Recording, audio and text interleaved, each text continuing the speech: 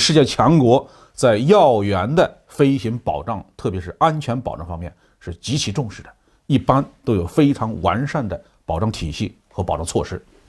这不仅仅是为了保证首长的安全万无一失，也是为了确保国家和军队的安全稳定。但是我们从拉瓦特的飞行事故的经过来看呢，印军在飞行保障上是存在问题的。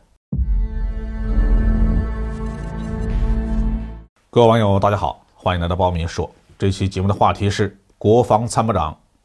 坠机身亡，印度军队颜面尽失。12月8号，印度国防参谋长比频拉瓦特在乘坐一架米17卫5型直升机前往印度军队参谋学院的过程中坠机身亡。这位强硬的反华派也成了全球今年意外身亡的最高级别的军官。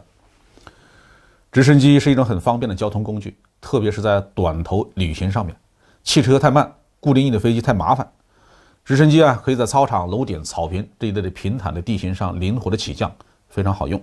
但是直升机在安全上的可靠性相对较差。以我多年保障直升机飞行的经验，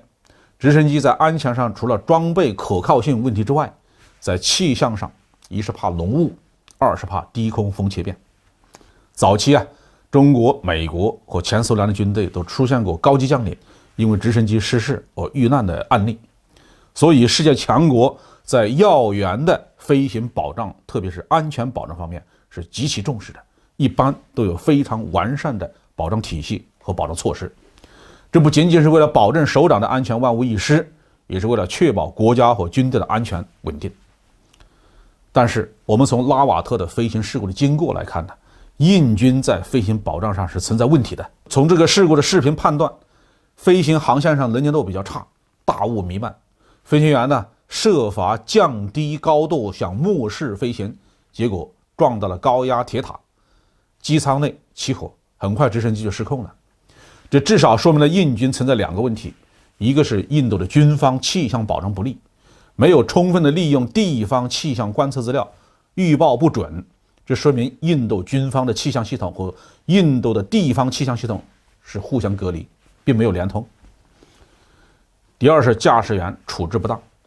你压根就不该进入浓雾区，你飞机是满载拉那么多人，拉了那么多要员，看到了大雾浓雾弥漫，那就应该回来往回飞，或者是直接去落地，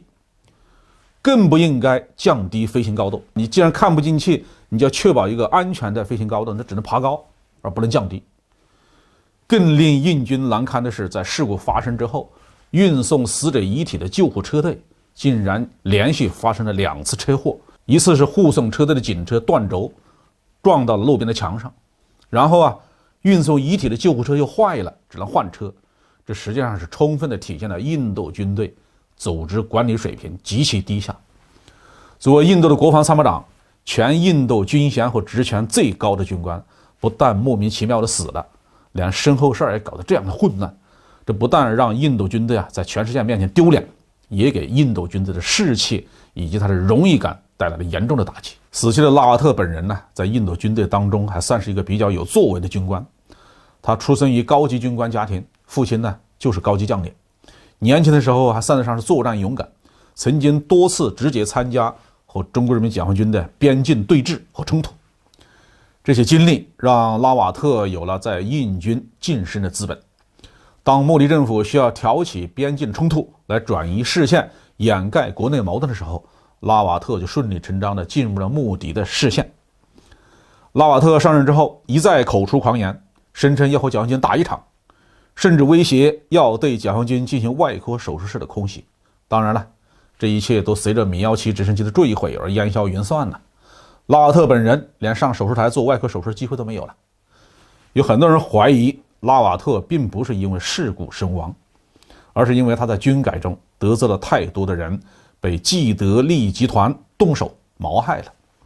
这种猜测没有真凭实据，而且我判断这纯粹是无稽之谈。但是印度航空工业的修造水平的低劣，那在全世界是有目共睹。凡是经印度斯坦航空公司修理过的飞机，坠毁的比例之高，那是令人瞠目结舌。拉瓦特死后，印度军方的对华政策会不会发生变化呢？这也不太可能。因为今天的印度对华政策是由印度上层的整体战略决定的，没有了拉瓦特，印度军方还会选择另外一个强硬的反华派上位。当然，不管谁当这个国防参谋长，印军要是敢和解放军动武，那下场都一样的。好，这句话题就说到这里。